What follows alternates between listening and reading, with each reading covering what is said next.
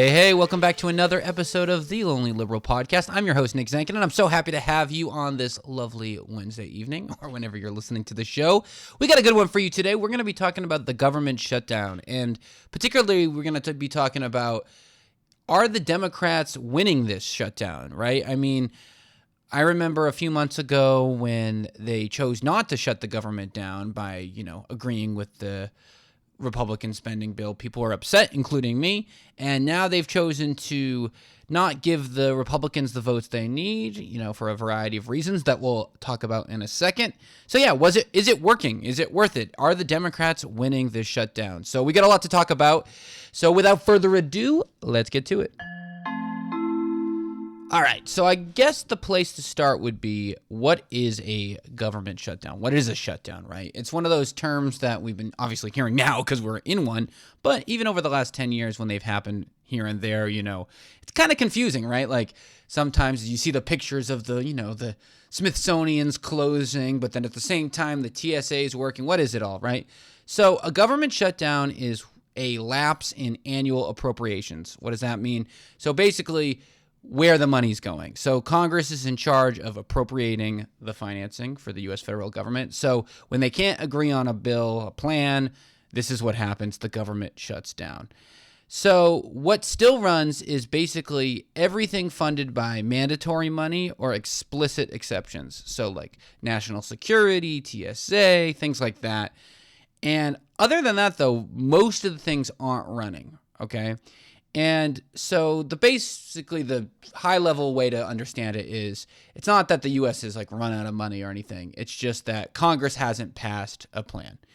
And the thing that they usually do to get around this when they can't really agree to most terms is they pass something called a CR, or a continued resolution, right? Which is basically duct tape, right? Just like, okay, let's push this back a month. Let's push this back a few months. And that's what they've been doing for a long, long time, especially as the debt ceiling continues to grow and the national debt continues to grow. So they're not budging this time, and here we are, right? And like I said on the top of the show, there was an opportunity for the Democrats to kind of let the government shut down a few months ago when the Republicans first drafted their spending bill, and they chose not to. If you remember Chuck Schumer not doing it, and a lot of people gave them grief, including me probably, because this is one of the few areas that the Dems have like a little bit of wiggle, because they need to have a 60-40 vote for a appropriations bill, and they, while Republicans have the votes, the majority, they don't have that much of a majority, so they can't do this without the Democrats. Now, obviously, Republicans run every branch of government at the moment, so it obviously is on them to negotiate, but at the same time, the Democrats do have a little bit of leverage here. And what they chose to do is focus this conversation around ACA premiums, specifically tax credits around ACA premiums. The ACA, the Affordable Care Act, also known as Obamacare, obviously is a big part of the funding that people have for health cares, so basically very simplified way of thinking about it is it mandates that, insurance companies cover people, and it subsidizes the insurance companies for doing so, and states can then add on to this, keep it bare bones and stuff like that.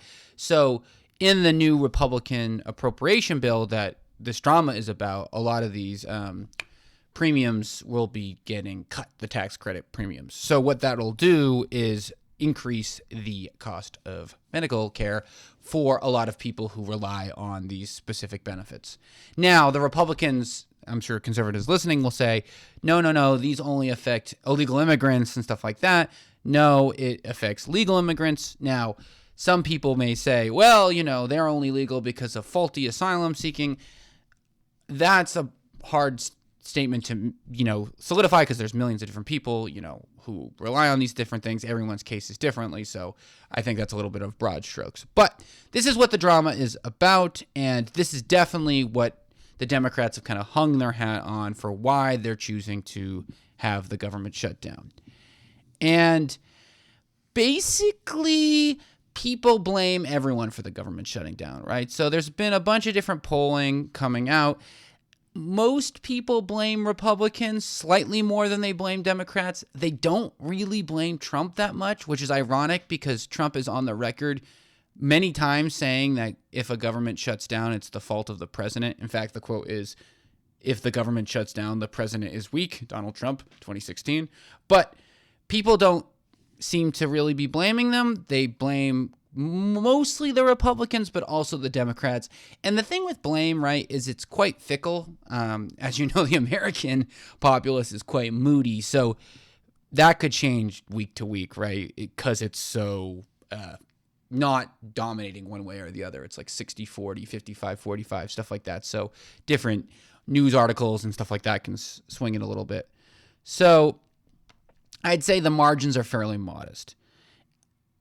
This isn't great for the Democrats off the jump because you'd want it to seem like, oh, see, the Republicans are in charge of the House, the Senate, the presidency, and they can't get a deal done. But people are either A, getting convinced by the Republican argument that the Democrats are being brats here, or they just don't seem to care one way or another. They just are upset. But most people do agree that the government shutting down is a problem. A recent poll showed that around 89% say it's a problem, and 54% call it a major problem. So what are the actual economic costs of a government shutdown? Because one of the big things that sometimes doesn't get reported as much as it should is that it really can stall the economy. So if we look at the 2018 to 2019 shutdown, which was 35 days, the longest one actually to record. This one is getting there. So I think we're at day 28. So I wouldn't be shocked if we break the longest one. That cost the U.S. around $11 billion, with around $3 billion being permanently lost.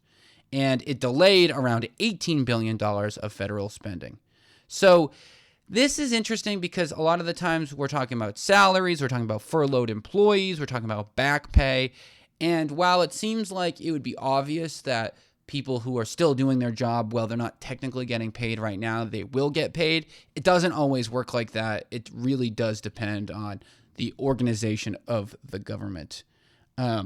You would really hope that, obviously national security, health professionals, stuff like that would get their money, but who is to say? So like I said, the longest shutdown ever has only been 35 days. A fun fact, too, is over 58% of all days the government has been shut down has been under Trump. So great. In the 2018-2019 episode that I was just talking about, too, 800,000 people either got furloughed or had to work without pay. So pretty dramatic. And since we don't know the exact data for the shutdown right now, you can kind of, estimate that it's somewhat similar. But like I was just talking about back pay, it's supposed to be guaranteed by law. There's actually a law called the Government Employee Fair Treatment Act. So basically that says every federal employee needs to get back pay. That being said, contractors, it's not the case. And like I said, so there's this argument between the Democrats and the Republicans right now with the Democrats saying, hey, fix this piece of legislation, write the ACA subsidies the way we want them, and we'll sign this thing. Where the GOP are saying, hey, let's just do a CR, continued resolution, and we'll deal with it later. We'll deal with the policy later. We need to open the government. The Dems, of course, are risking services and paychecks by doing this, just by having the government shut down, but they feel like Americans, especially if they feel the pain of rising healthcare costs, will appreciate how much their kind of ambitions and will are for this thing. Now, another thing that I've heard people talk about is this kind of what I can call the Vought factor, right? Russ Vought, obviously the OMB director. He's obviously a big Project 2025 guy. Trump has even threatened, like, I'm going to let him go crazy, Mr. Trump, Project 2025. And yeah, so there's this worry that basically what could happen is because the government shut down, it gives the executive branch more power on where to spend money. And do you really want that power going into the hands of Russ Vought? Literally, Trump said the same thing. And while it's true that it definitely does give the White House more room to kind of shape where money goes, especially appropriated money, it doesn't allow them to just kind of turn the faucet off for money that's already been appropriated. So it's one of those things that's definitely not a good thing and definitely gross, but not something that I would say is as terrifying as it could seem off the jump. So, like I said, in 2013, when the government got shut down, the GOP took most of the blame. Basically, everyone was worse off. In 2018, 2019, Trump and the GOP took most of the blame. And this definitely helped the Democrats more than in 2013, but it didn't do that much. That's all of a sudden, COVID hits, and it's hard to really know exactly what the ramifications were. But I think this is kind of a useful scorecard on to see, is this working, right? How can we evaluate if this is a success for the Democrat, or basically, was this a good idea? One, if they can actually get durable ACA subsidy language in the final bill, that's a win, right? Will the blame really shift towards the Republicans? Will the blame shift towards Trump? Currently, his approval has been sticky at 40%, basically this whole 9 months. So we'll see if that changes as, maybe some more pain gets inflicted, unfortunately. How bad of an economic cost is this, right? I mean, the longer this goes, the more permanent the losses are. Does this policy win, the ACA one in this case, really justify these economic pains?